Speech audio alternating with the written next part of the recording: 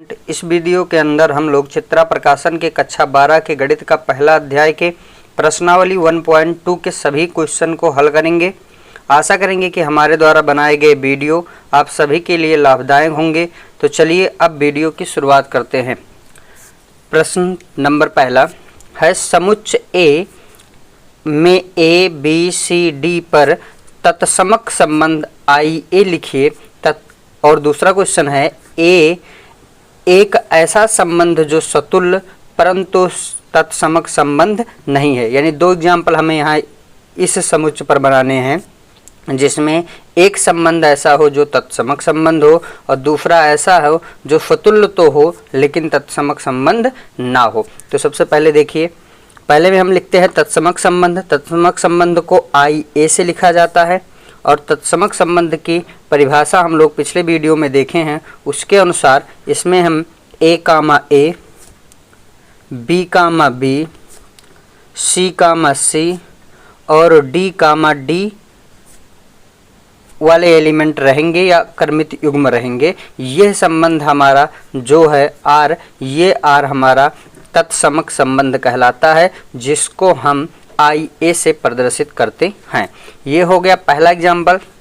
दूसरा पूछा है, एक ऐसा संबंध जो सतुल्य है परंतु तत्समक संबंध नहीं है। तो इसको देखिए, संबंध अगर हम इसको मान लें R1, तो R1 अगर सतुल्य हो यानी ए कामा ए हो, बी कामा बी हो, सी कामा सी हो, डी कामा डी हो, लेकिन इसको तत्समक नहीं होना है, इसलिए हम ए कामा बी भी इसके अंदर या बी कामा सी या फिर सी कामा डी कोई भी एक ऑर्डर पेयर और इसके अंदर लिख दें तो यह एक ऐसा संबंध कहलाएगा जो सतुल्य तो है लेकिन तत्समक नहीं है। इसके और बहुत सारे एग्जाम्पल्स बन सकते हैं। तो चलिए अब दूसरे क्वेश्चन पे कहा है कि यदि समुच्चय ए 1 2 3 तथा संबंध आर, यानी ये एक संबंध दिया गया है। समुच्चय ए पर ए में एलिमेंट हैं 1 2 3 पर ये जो संबंध जो आर है वो फतुल्य है, सम्मित है, संक्रामक है। इसकी हमें क्या करनी है, जांच करनी है। तो सबसे पहले समुच्चय लिखते हैं। जो समुच्चय दिया गया है वो है 1 2 3, यानी समुच्चय ए में 3 अवयव हैं 1 2 3 और जो संबंध है आर वो आर है 1 2 2 1 2 2 2 3 1 3 3 3, ये हमारा आर है और इसको हमें जांच करनी है कि ये सतुल्य है, सम्मित है या संक्रामक है कि नहीं है। जांच करनी है तो सबसे पहले हम जांच करते हैं सतुल्य की। सतुल्य होने के लिए हमें जानते हैं कि हमारा परिभाषा है कि फॉर एवरी ए, प्रत्येक ए जो सेट का अवयव है तो उसके लिए ए कामा ए आर में होना चाहिए। ये हमारी परिभाषा है सतुल्य होने की। तो सतुल्य होने के लिए हमारे ए में जो अवयव हैं वो 1 है, 2 है, 3 है, तो 1 1 2 2 और 3 3 इस आर में होने चाहिए। तो चलिए देखते हैं 1 1 क्या आर में है। देखिए इसमें 1 1 आर में नहीं है, अतः सतुल्य नहीं है, यह संबंध सतुल्य नहीं है। अब दूसरा चेक करते हैं सम्मित। सम्मित के लिए दिया गया है कि यदि ए कामा बी आर में है तो बी कामा ए भी आर में होना चाहिए। For every A comma B contain in A, यानी वो ए कामा बी सेट ए का अवयव होना चाहिए। तो चलिए देखते हैं। देखिए इसमें 1 2 है तो क्या 2 1 है 2 3 है तो क्या 3 2 है, इसमें नहीं है। तो लिखिए 2 3 आर में है परंतु 3 2 आर में नहीं है अतः आर सममित संबंध नहीं है। अब करते हैं तीसरा क्वेश्चन। तीसरा जो हमें चेक करना है वो चेक करना है संक्रामकता की जांच के लिए। देखिए इसमें है कि अगर ए कामा बी तथा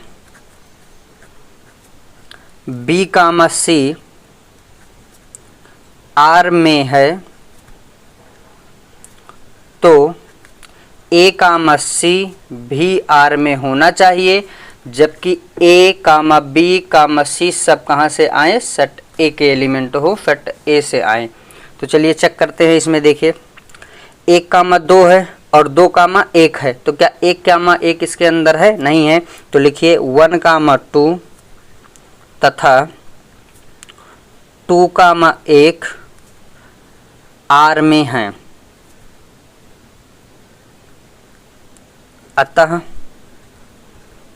1 कामा 1 आर में होना चाहिए, लेकिन 1 कामा 1 आर में नहीं है, इसलिए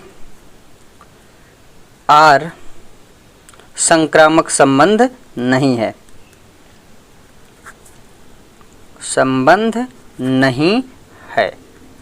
इस प्रकार हम लोगों ने तीनों की जांच कर ली, यानी ये जो संबंध ये सेट समुच्चय ए पर यानी 1 2 3 पर जो संबंध दिया गया था वो ना तो फतुल्य है, ना ही सम्मित है और ना ही संक्रामक है।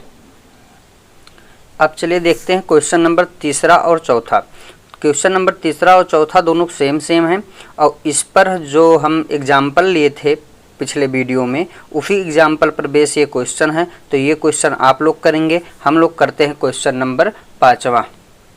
चलिए देखिए क्वेश्चन नंबर 5वें में है, यदि x वास्तविक संख्याओं का समुच्चय है तो सिद्ध कीजिए कि संबंध R ए कामा बी यानी संबंध में ए कामा बी टाइप के एलिमेंट हैं, ए भी वास्तविक से है और बी भी वास्तविक संख्या है, तथा दिया गया है ए बराबर बी है, एक तुल्यता संबंध है। तुल्यता के लिए हमें स्वतुल्य, सम्मित और संक्रामक तीनों होना चाहिए, तभी वह संबंध क्या कहलाता है, तुल्यता संबंध कहलाता है। तो सबसे पहले हम चेक कर लेते हैं, स्वतुल्य की बात कर लेते हैं। स्वतुल्य के लिए आप सभी को पता है कि अगर ए कामा ए है प्रत्येक ए के लिए तो उसके अंदर आर के अंदर ए कामा ए, बी कामा बी, सी कामा सी होना चाहिए। तो चलिए देखिए इसमें जो आर है वो हमारा दिया गया है कि ऐसे ऑर्डर पेयर रहेंगे कि ए बी आपस में क्या हो, इक्वल हो। तो ए और बी आपस में इक्वल हैं, तो इसके लिए हम फतुल्यता को चेक करने के लिए हम देखते हैं कि मान लेते हैं फॉर एवरी ए, प्रत्येक ए जो कहाँ से आया है, वास्तविक संख्या से आया है, तो ए कामा ए आर में होगा। क्योंकि ए कामा ए आर में होने के लिए केवल एक कंडीशन है कि वह दोनों आपस में क्या हो, बराबर हो, तो ए बराबर ए के होगा, अतः यह स्वतुल्य संबंध है, स्वतुल्य है। अब दूसरा चेक करते हैं,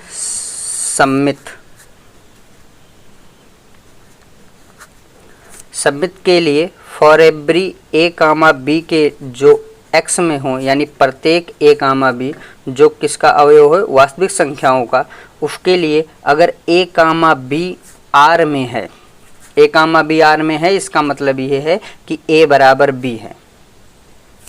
तो अगर ए बराबर बी है तो इसका मतलब ये है कि बी भी बराबर ए है, और अगर बी बराबर ए है तो इसको हम लिख सकते हैं कि बी कामा ए भी किस में है, आर में है, अतः यह क्या है, सम्मित भी है।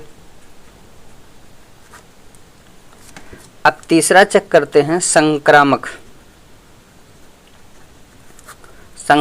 के लिए for every A comma B comma C contain in X के बारे में बात हो रही है। मान लेते हैं ए कामा बी आर में है, तो इसका मतलब ये है कि ए बराबर बी होगा, तथा बी कामा सी अगर आर में है तो इसका मतलब ये है कि बी बराबर सी होगा।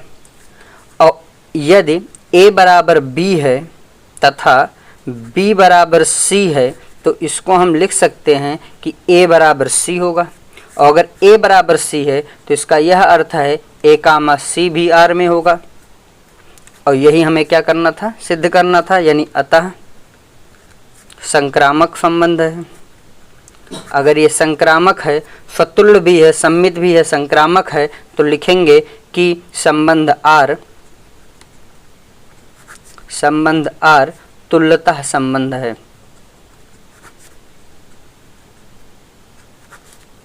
संबंध है। अब क्वेश्चन नंबर करते हैं 6वां। देखिए क्वेश्चन नंबर 6वां में है, सिद्ध कीजिए कि समुच्चय n क्रॉस n पर संबंध R जहां R a comma b R c comma d। इसका मतलब ये है कि a प्लस d और b प्लस c एक तुल्यता संबंध है। n धन पूर्णांकों का समुच्चय है, यानी n जो है वो धन पूर्णांकों का समुच्चय दिया गया है, जो संबंध R है कुछ इस प्रकार डिफाइन किया गया है। तो इसको थोड़ा सा हम समझते हैं कि देखिए इसमें जो संबंध R दिया गया है वो a comma b R c comma d दिया गया है, और इसमें लिखा है a प्लस c बराबर b प्लस d। शायद ऐसा लिखा नहीं, इसमें लिखा है a प्लस d बराबर b प्लस c। देखिए इसमें कह रहा है इसके पोजीशन के हिसाब से, देखिए इसको मान लीजिए पहला, इसको मान लीजिए दूसरा, इसको मान लीजिए तीसरा और इसको मान लीजिए चौथा। तो इसमें लिखा है पहला प्लस चौथा, पहला प्लस चौथा, और यहाँ लिखा है दूसरा प्लस तीसरा। इसी पोजीशन के हिसाब से हम समझेंगे। और चलिए क्वेश्चन को करते हैं कि यानी जो हमें सम देखना है वो पहले और चौथे का, दूसरे और तीसरे का देखना है, यानी बाहर बाहर और अंदर अंदर। इस पर ध्यान देनी है कि जो संबंध R है कुछ इस प्रकार डिफाइन किया गया है प्लस के रिस्पेक्ट में। ठीक है, तो चलिए क्वेश्चन को करते। तो तुल्यता संबंध ज्ञात करने के लिए सबसे पहले हम स्वतुल्य देखते हैं। स्वतुल्य के लिए मान लेते हैं कि a comma b R a comma b, हमें ये चेक करना है कि प्रत्येक a कामा b के लिए a कामा b, यानी जब 1 एक एलिमेंट रहता तो a चेक करते थे, b चेक करते थे। अभी a कामा b अगर ऑर्डर पेयर में है तो a comma b R a comma a check करेंगे। तो देखिए हमें ऐड किसको करना है, पहले और लास्ट वाले को a प्लस b, और दूसरे और इसको तीसरे को यानी b प्लस ए। यानी अगर सही से इसको देखा जाए तो यह लिखा है a प्लस बी बराबर a प्लस बी, और ये दोनों आपस में इक्वल हैं। अतः यह संबंध जो है स्वतुल्य है, स्वतुल्य है। अब सिद्ध करते हैं दूसरा, सम्मित। सम्मित के लिए ले लेते हैं a comma b R c comma d, C comma D। तो हमें सिद्ध ये करना है, केवल पोजीशन पलटना है। जैसे a कामा b जब देखते थे तो b कामा ये, यानी c प्लस d को यहाँ और a प्लस b को यहाँ। अगर ये संबंध R में है तो इसका कहने का अर्थ क्या होगा कि a प्लस d यानी पहला और चौथा बराबर होगा b प्लस c के। a प्लस डी बराबर होगा b प्लस सी के। अब इसी को हम लोग क्या करते हैं, उल्टा लिखते हैं। अगर हम इसको लिखें तो b प्लस सी बराबर a प्लस डी के हो जाएगा। b प्लस सी बराबर a प्लस डी को हो जाएगा, लिख सकते हैं इसको। और अब हम इसको लिख दें c प्लस b बराबर d प्लस a के, तो कोई दिक्कत नहीं है क्योंकि हम क्रम को पलट सकते हैं, इधर उधर कर सकते हैं। और इसका अर्थ ये है कि अगर हम लिखें तो ध्यान दो, तो ये पहला और चौथा है, तो हमें यहाँ पहला दूसरा लिखना है। तो हम इसको C comma D R A comma B लिख सकते हैं। देखो पहला और चौथे का सम, दूसरा और पहले का सम, ये बना हमारा, यानी यह भी R में है हमारे। तो अतः यह सम्मित है, सम्मित है। अब हम ज्ञात करते हैं तीसरा पॉइंट इसका, संक्रामक के लिए।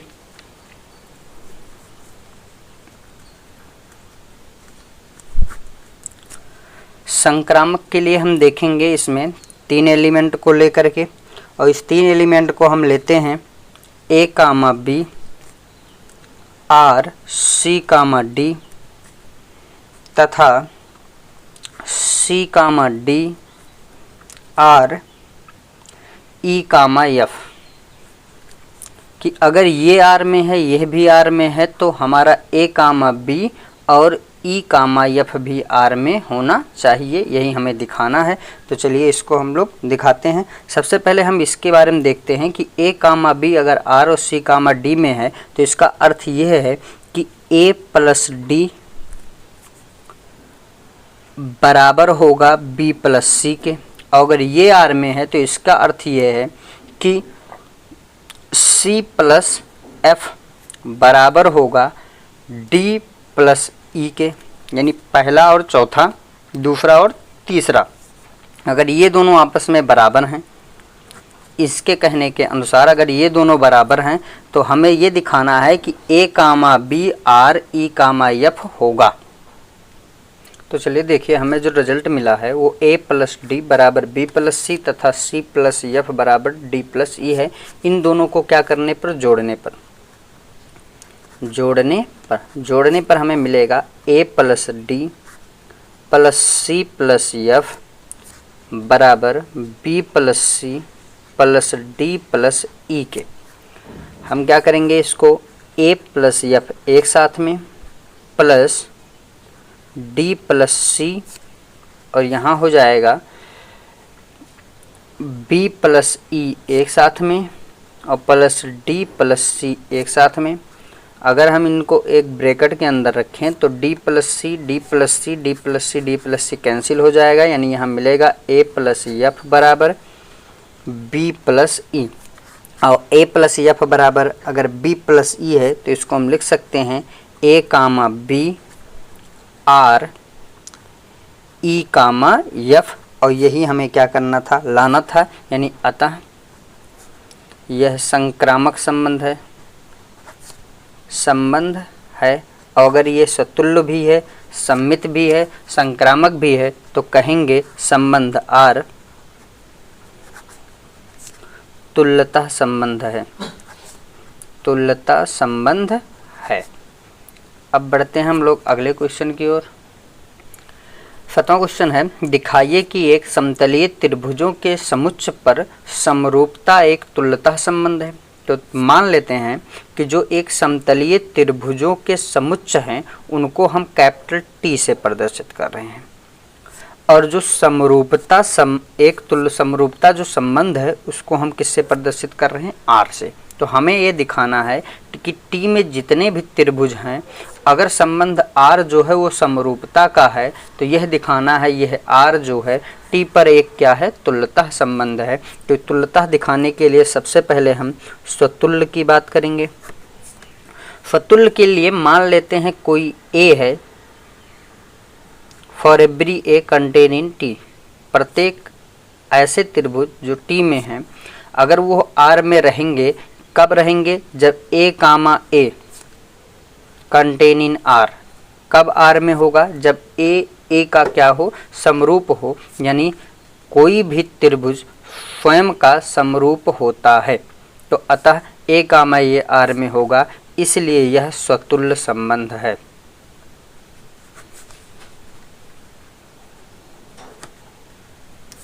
दूसरा देख लेते हैं सम्मित।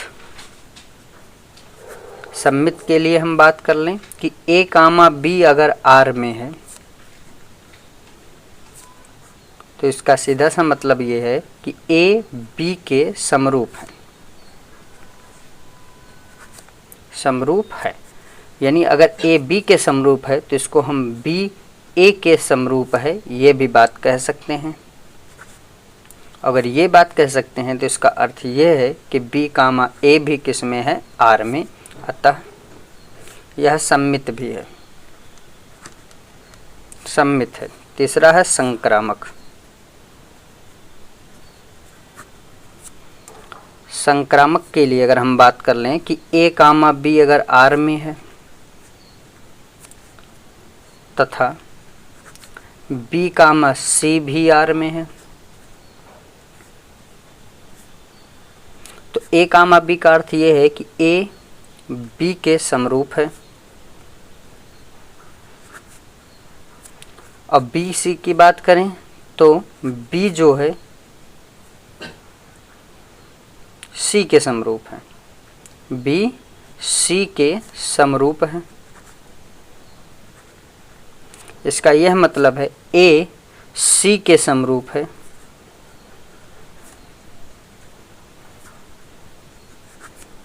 और अगर ए सी के समरूप है तो इसका अर्थ ये है कि ए कामा सी आर में है, अतः यह संक्रामक भी है।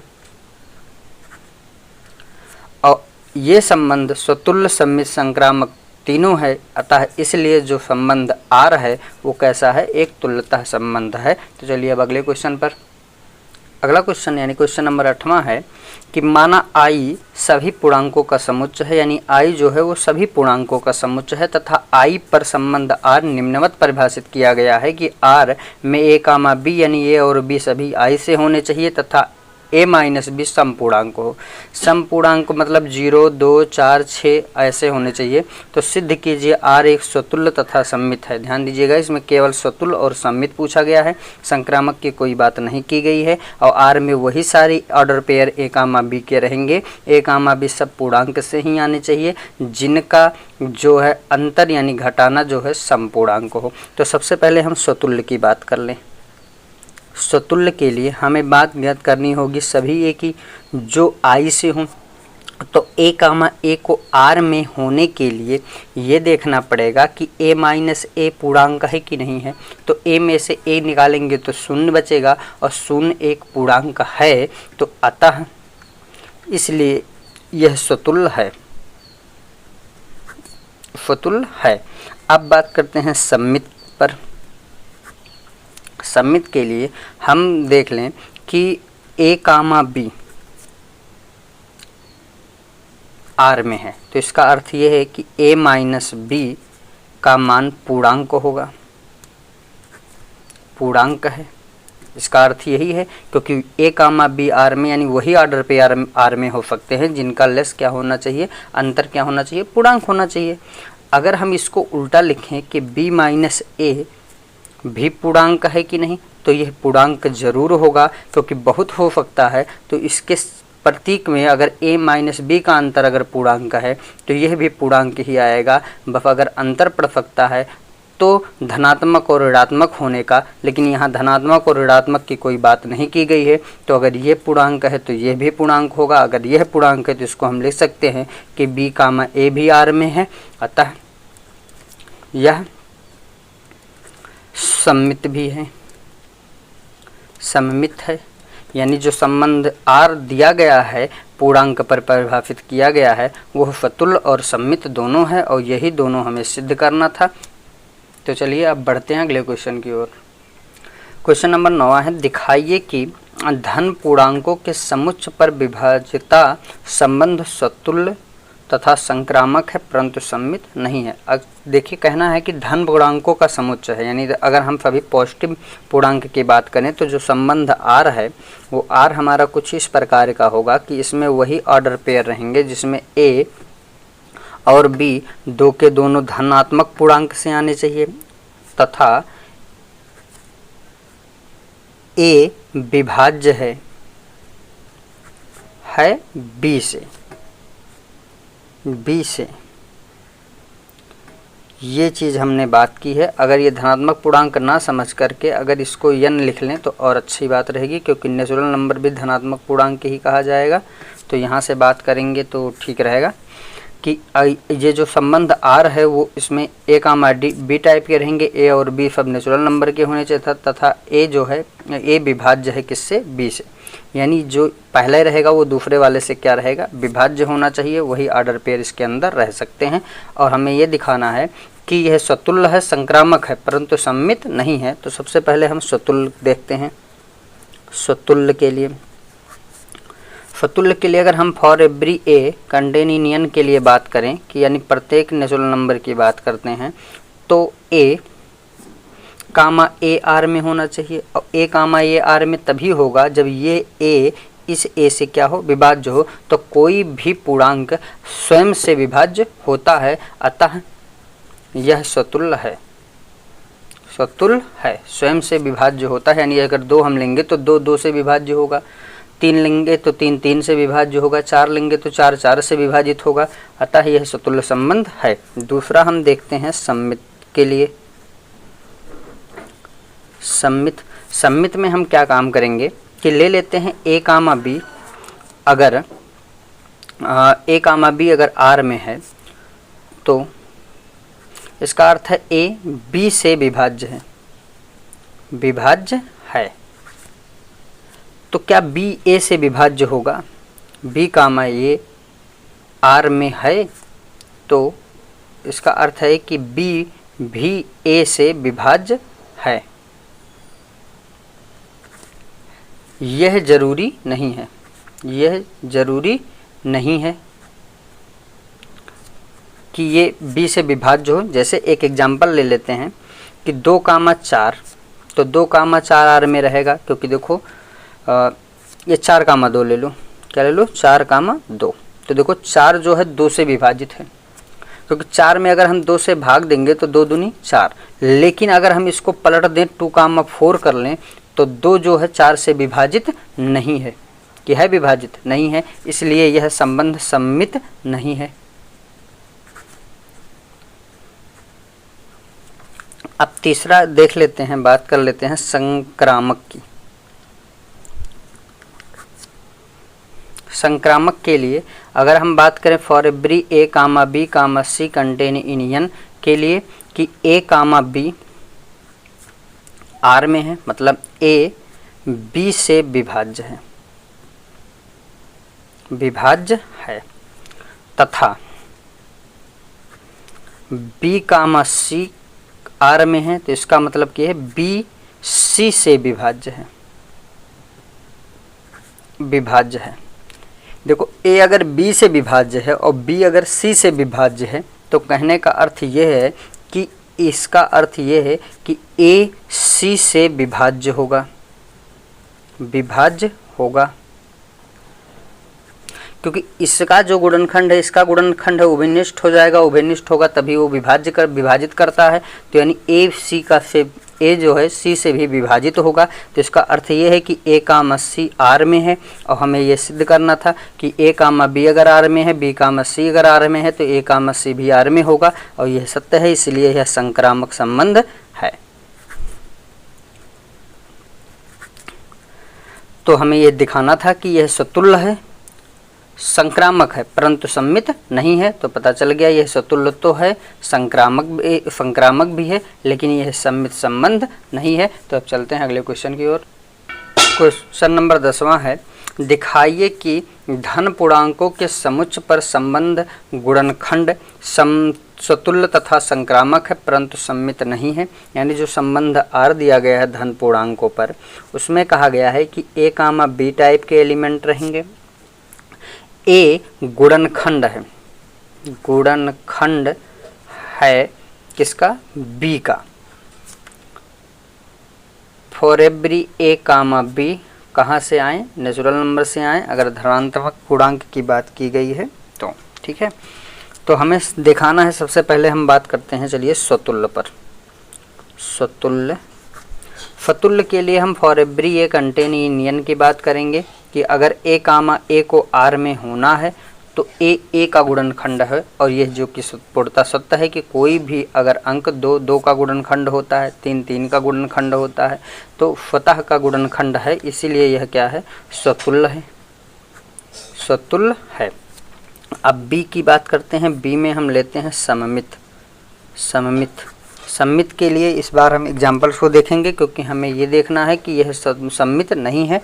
तो डायरेक्ट हम देखते हैं कि सम्मित है कि नहीं है। तो ले लेते हैं हम 3, 6 को, एक ऐसा ऑर्डर पेयर लिए जो R में है। देखो 3, 6, 3 जो है 6 का गुणनखंड है, क्योंकि 6 को अगर हम फैक्टर करेंगे तो 1 × 2 × 3 आएगा, तो 3 है उसके अंदर। ये R में तो है, क्योंकि 3 जो है 6 का गुणनखंड है, लेकिन 6 जो है 3 का गुणनखंड नहीं है, और नहीं है इसलिए यानी 6, 3 इसके R के अंदर नहीं है, और इसका मतलब यह है कि यह सम्मित संबंध नहीं है। अब तीसरा बात करते हैं संक्रामक की। संक्रामक में ए कामा बी अगर आर में है तथा बी कामा सी आर में है। ए कामा बी आर मतलब ए बी का गुणनखंड है, गुणनखंड है, तथा बी कामा सी आर में है मतलब बी सी का गुणनखंड है, गुणनखंड है। यानी ए बी का गुणनखंड है और बी सी का गुणनखंड है, यानी ए सी का गुणनखंड होगा, गुणनखंड होगा और यह सत्य है। अतः ए कामा सी भी आर में होगा, इसलिए यह संक्रामक संबंध है। यानी जो दिया गया था कि यह दिखाइए यह स्वतुल्य है, संक्रामक है, लेकिन यह सम्मित संबंध नहीं है, प्रूफ हो गया। क्वेश्चन नंबर अगला यानी क्वेश्चन नंबर 11 देखते हैं। क्वेश्चन नंबर 11 में है दिखाइए कि धन पूर्णांकों में संबंध से बड़ा है, संक्रामक परंतु स्वतुल्य तथा सम्मित नहीं है। तो देखिए जो संबंध आर है वो कुछ इस प्रकार है कि ए कामा बी टाइप के अवयव रहेंगे, सच डैट इस प्रकार की ए बड़ा है बी से, ये हमें दिखाना है। ए जो है ऑर्डर पेयर जो है वो बड़ा है बी से। For every A comma B कहाँ से हूँ, एन से, यानी धन पूर्णांक की बात कर रहा है। तो सबसे पहले हम देखते हैं स्वतुल्य के लिए।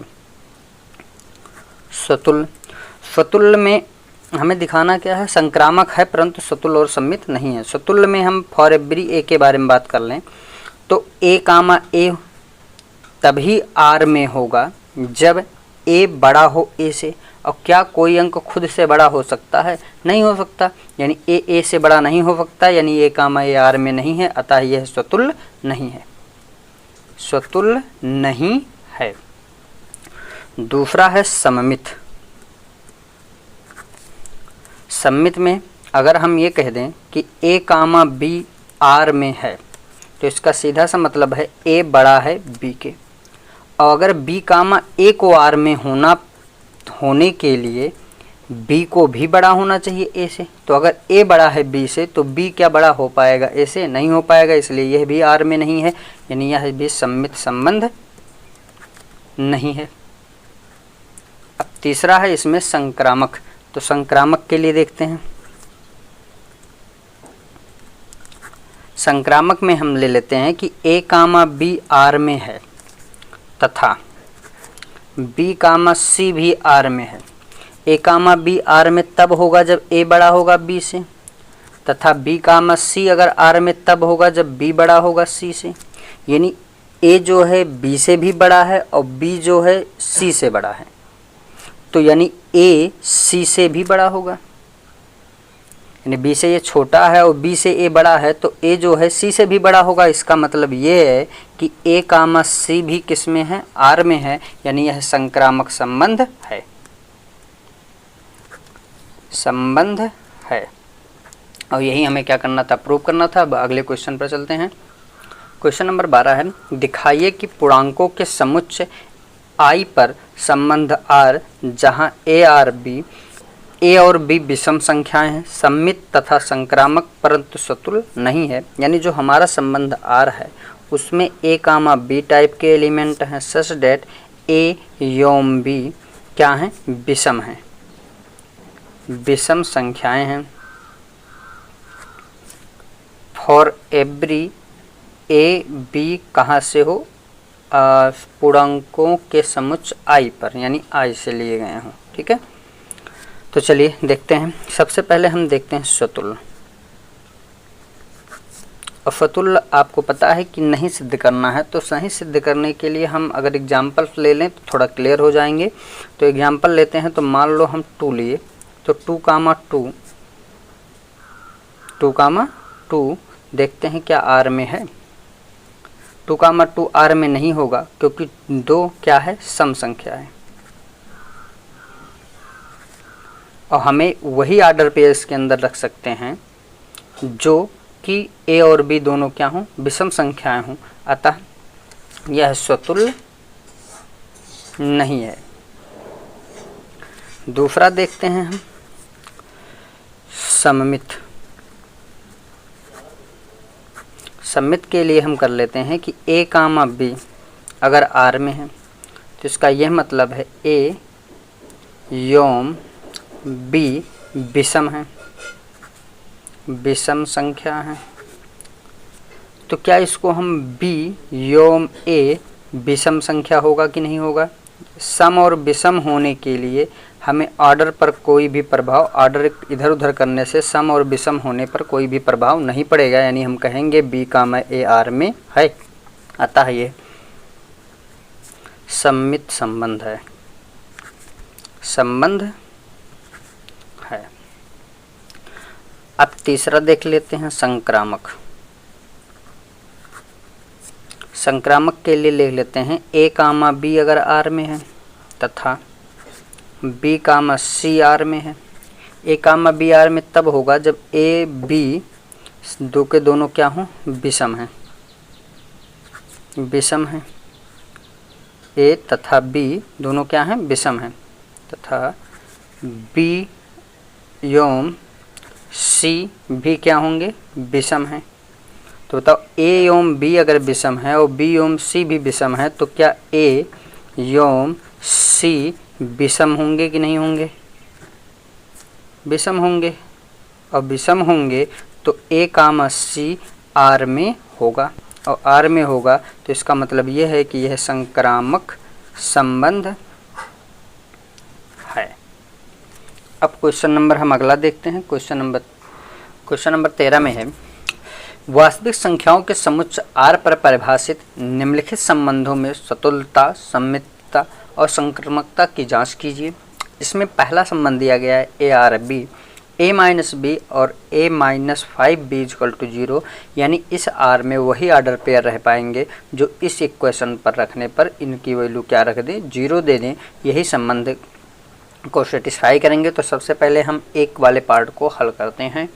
तो ए वाला पार्ट यही है हमारा।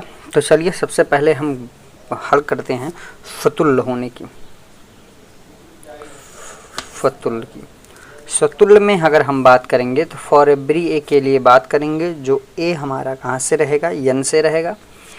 तो ए कामा ए यानी ए कामा ए को आर में होने के लिए हमें इस इक्वेशन को सेटिस्फाई करना होगा। तो रख कर देखते हैं ए माइनस ए और A minus 5a is equal to अगर 0 हो जाएगा तब तो यह है सतुल्य, अदरवाइज सतुल्य नहीं है। तो ए में से ए गया 0 मल्टीप्लाई बाई -4a और -4a या किसी में भी 0 करो तो 0, यानी ये 0 बराबर 0, यानी इसकी वैल्यू 0 आ गई। अतः यह क्या है? सतुल्य है, सतुल्य है। अब दूसरा सिद्ध करना है सम्मित। सम्मित के लिए हमें ए कामा बी अगर आर में है तो इसका मतलब ये है कि a माइनस बी और a माइनस 5b बराबर 0 है, तभी यह आर में है। और अगर हमें b कामा a को आर में होना होगा, यानी कि a के स्थान पर b और b के स्थान पर a रखने पर यह 0 हो जाए, तो समझ लो ये क्या नाम है? ये सम्मित संबंध हो जाएगा। तो b माइनस a यानी एक b और b के स्थान पर a और b माइनस 5a का वैल्यू 0 हो, यह जरूरी नहीं है, नहीं है। अतः b कामा a आर में नहीं होगा, इसलिए यह सम्मित संबंध नहीं है। ठीक है। ये क्यों नहीं है, इस पर थोड़ा सा एक एग्जाम्पल देख लेते हैं ताकि आपको ये समझ में आ जाए कि हाँ मतलब क्यों नहीं हो पा रहा है।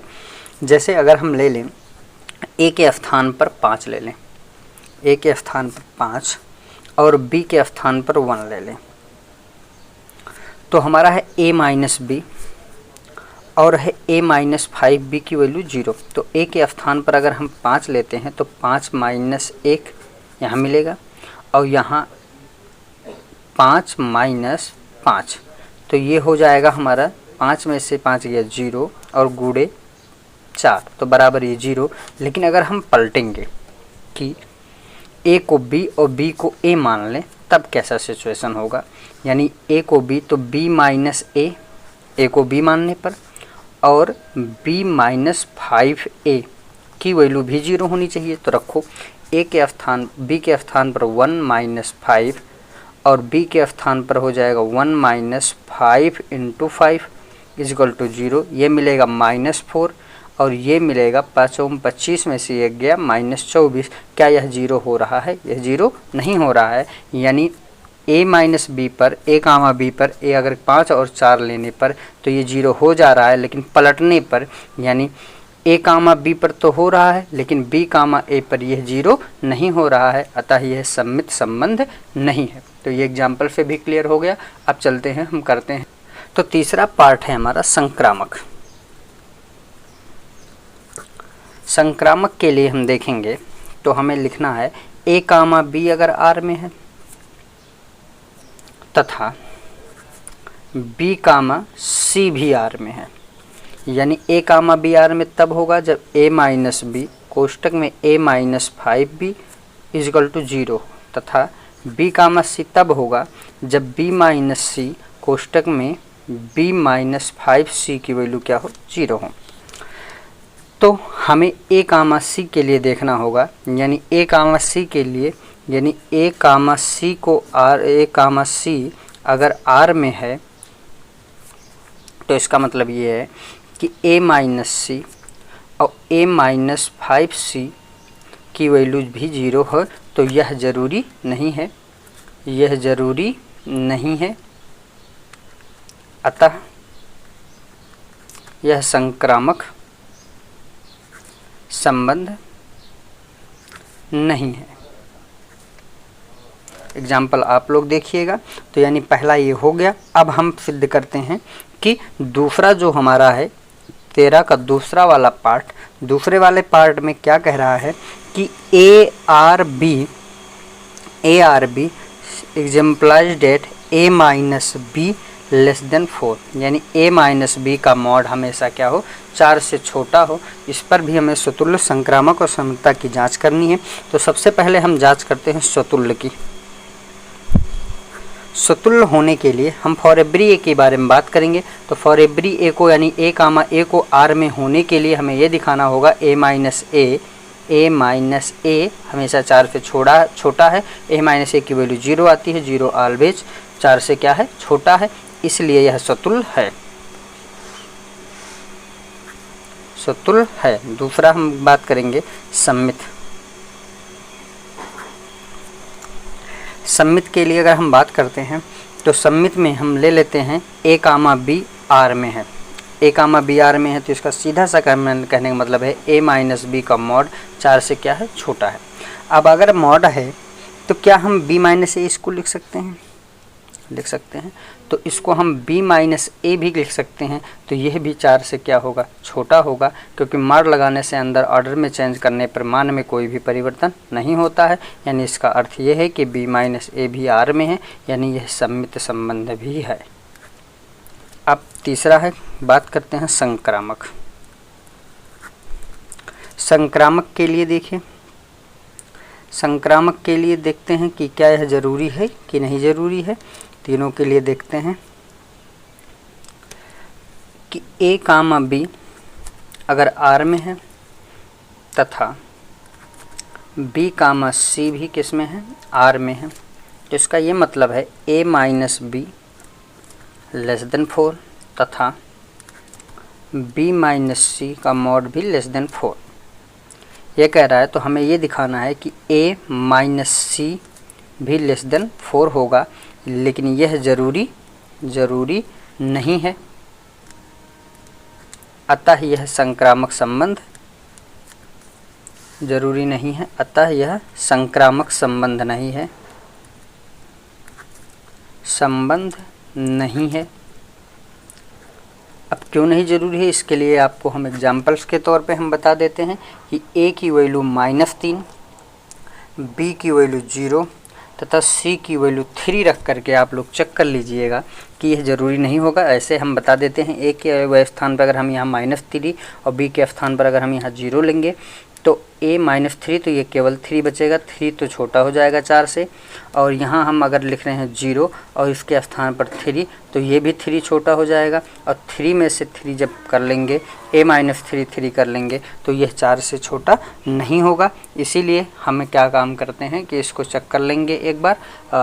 4 से ये बड़ा हो जाएगा क्योंकि 3 और 3 कितना आ जाएगा 6, और यह ज़रूरी नहीं है। तो इस एग्जाम्पल पर आप इसको देख सकते हैं कि a की वैल्यू -3, b की वैल्यू 0 और c की वैल्यू 3 लेने पर यह संक्रामक संबंध को फॉलो नहीं करता है। अब चलते हैं क्वेश्चन नंबर अगले पर। क्वेश्चन नंबर 14 में है कि यदि r एक संबंध है, s भी एक संबंध है, तो समुच्चय a1 to 3 पर दो संक्रामक संबंध है, तो दिखाइए कि r1 union s, r1 union s, यानी सॉरी ये r1 नहीं है, ये r है, r यूनियन s संक्रामक संबंध नहीं है, ये दिखाना है। तो सबसे पहले हम क्या करते हैं, r यूनियन s ही निकाल लेते हैं। तो r यूनियन s में जो हमारा ऑर्डर पेयर होगा वो क्या क्या होगा, देखिए 1, 2, 2, 1, 1, 1, 2, 2, 2, 3, 3, 2, 2, 2, उसके बाद क्या होगा 3, 3। ये हमारा यूनियन है, यानी दोनों को हमने इसमें क्या कर लिया, ऐड करके रख दिया। ठीक है, तो अब हमें ये दिखाना है कि यह संक्रामक संबंध नहीं है। तो संक्रामक संबंध नहीं दिखाने के लिए हम एक ऑर्डर पेयर इसमें देखते हैं कि 1, 2 जो है वो r यूनियन s में है, तथा 2, 3 भी r यूनियन s में है, लेकिन 1, 3 r यूनियन s में नहीं है, अतः यह संक्रामक संबंध नहीं है। नहीं है, देखिए 1, 2 r यूनियन s में है, 2, 3 r यूनियन s में है, लेकिन 1, 3 r यूनियन s में नहीं है, तो यह संक्रामक संबंध नहीं है। अब क्वेश्चन नंबर देखते हैं 15। कोई संबंध r इस प्रकार है कि r 4, 5, 1, 4, 4, 6, 7, 6 और 3, 7, तो निम्नलिखित प्रत्येक का मान ज्ञात कीजिए। सबसे पहले पूछा ROR का मान निकालना है, तो ROR का मान निकालने के लिए तो चलिए देखते हैं। पहला है हमें जितनी भी वैल्यू निकालनी है वो ROR के निकालनी है। इस क्वेश्चन को थोड़ा सा स्मूथली समझेंगे। तो देखिए इसमें है कि 1, 4, ध्यान से देखिए 1, 4 जो है वो R में है, तथा 4, 5 भी R में है। तो 1, 5 जो है वो ROR में होगा, ये पहला हमको मिल गया। दूसरा देखिए 1, 4 R में है, दूसरा 1, 4 R में है, तथा 4, 6 भी किस में है, R में है। तो 1, 6 जो है वो ROR में होगा, ये हमें दूसरा मिल गया। तीसरा देखिए कि 3, 7 R में है, तथा 7, 6 भी किस में है, R में है। 7, 6 भी R में है, तो 3, 6 जो होगा वो ROR में होगा, ये हमारा मिल गया। यानी जो ROR में है वो ऑर्डर पेयर 1, 5, 1, 6 और 3, 6 है। ये तीन जो ऑर्डर हैं वो ROR में होंगे। और उसके बाद हमारा पूछा गया है दूसरा point R inverse OR inverse ज्ञात करना है। तो दूसरा देखते हैं दूसरे ऑर्डर पेयर में क्या क्या वैल्यू आएंगे। ये दूसरा पार्ट यानी R इनवर्स OR इनवर्स की बात की जा रही है। तो चलिए देखिए इसमें कौन कौन से आएंगे। तो हमें R की वैल्यू तो दी गई है, अगर हम R इनवर्स निकाल लें तो काम थोड़ा बनेगा। तो R इनवर्स जो होगा वो हमारा 5, 4 हो जाएगा, 4, 1 हो जाएगा, 6, 4 हो जाएगा, और 6, 7 हो जाएगा, और 7 क्या हो जाएगा 3। ये हो गया हमारा R इनवर्स। और R हमें पहले से क्या किया गया है, दिया गया है। तो चलिए देखिए हमें पता है कि 5,4 जो है वो R इनवर्स में है तथा 4,1 भी R इनवर्स में है। तो इसका सीधा सा मतलब ये है कि 5,1 जो है वो R इनवर्स ओ R इनवर्स में होगा। एक ये हमारा मिल गया। दूसरा देखिए, दूसरा ऑर्डर पेयर जो दिख रहा है वो है 6,4 जो है वो R इनवर्स में है तथा 4,1 भी किस में है, R इनवर्स में है। तो इसका ये मतलब है कि 6,1 जो है वो R इनवर्स ओ R इनवर्स में होगा। ये हमें दूसरा मिल गया। और इसी प्रकार देखें तो 6,7 जो है वो R इनवर्स में है तथा 7,3 भी किस में है, R इनवर्स में है। तो इसका सीधा सा अर्थ ये है कि 6,3 R इनवर्स ओ R इनवर्स में होगा। यानी R इनवर्स ओ R इनवर्स के जो अवयव हैं वो हैं 5,1, 6,1, 6,3 ये अवयव हैं।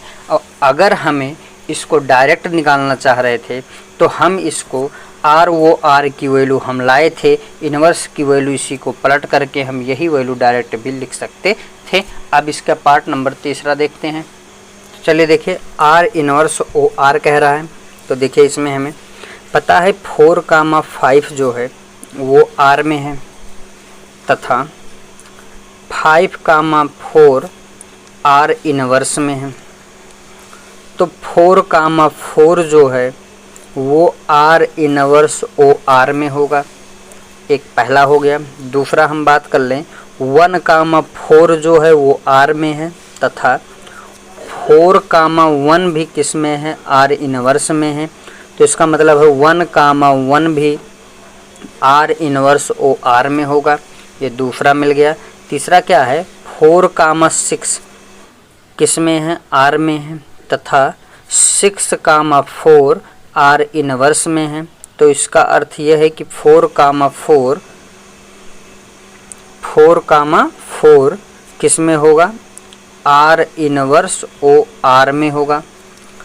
उसके बाद क्या है, कितने के हो गए, 1 2 3, तीसरे वाला हो गया। तो चौथा क्या है, 7,6, 7,6 जो है R में है तथा 6,7 R इनवर्स में है। तो इसका अर्थ है 7,7 जो है वो R इनवर्स ओ R में होगा। और लास्ट है हमारा 3,7 R में है तथा 7,3 R इनवर्स में है। तो इसका अर्थ ये है कि 3,3 जो है वो R इनवर्स ओ R में है। यानी R इनवर्स ओ R का जो सेट है उसमें ऑर्डर पेयर बनेंगे आपके 1,1, 3,3, 4,4 और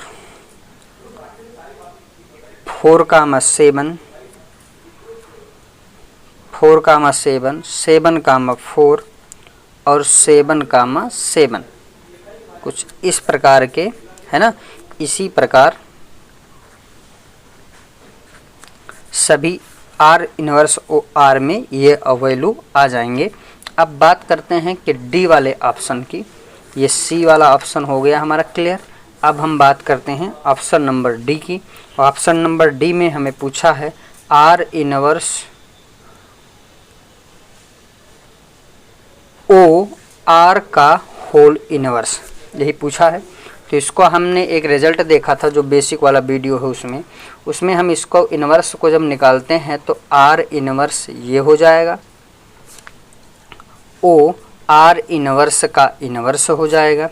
तो इसको जब हम हल करेंगे तो R इनवर्स O और ये हो जाएगा R। तो यानी R इनवर्स ओ R, यानी ये रिजल्ट और ये रिजल्ट दोनों सेम हैं। यानी जो ऑप्शन सी का आंसर है वही ऑप्शन नंबर डी का आंसर है। तो इसको हमें आगे सॉल्व करने की ज़रूरत नहीं है। ये दोनों वैल्यूज यानी ये दोनों आंसर आपस में क्या हो जाएंगे, इक्वल हो जाएंगे।